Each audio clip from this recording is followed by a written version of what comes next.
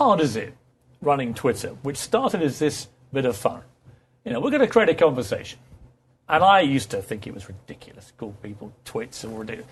Then I suddenly started doing it and realized it was utterly addictive. And I love it as a news source, as a fun source, whatever you want to use it for.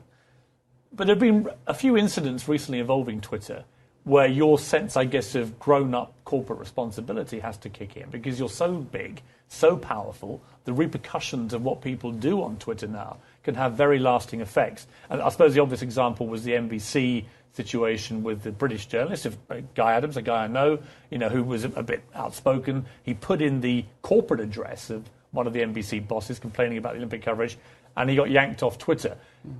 Tell me about the thought process of that kind of thing and how Twitter's had to evolve, perhaps, to deal with things like that. We've had to, to your point, we started the company 6 years ago, and it was, for us, it was something that we wanted to see in the world, and the world took to it.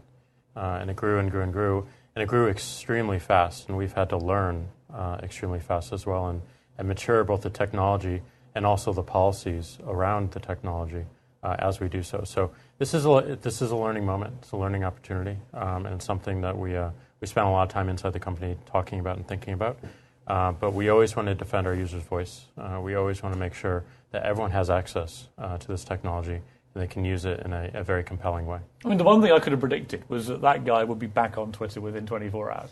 I could have rung you. I nearly rang you and said, you may as well not suspend him because there'll be such an outpouring from the Twitterati, as they call themselves, about suppression and all the rest of it. And the fact that it was a sort of public address, that was my gut feeling about it. But I also totally understood, I'm sure you would understand that too, Had, when you're a new fledgling company like this and it grows so fast, so quickly, this kind of issue is going to throw up all kinds of ethical dilemmas that you have to wrestle with, right? Yeah, but they've done a very good job. They really have. And I think you've got to give the entire management team enormous credit for not only managing the growth of the company, but this has become a global social phenomenon overnight.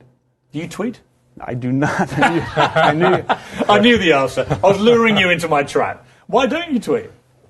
I have so much going on in my life that I feel if I add one more thing, I don't have the time. We'll get him Jack doesn't want to hear that.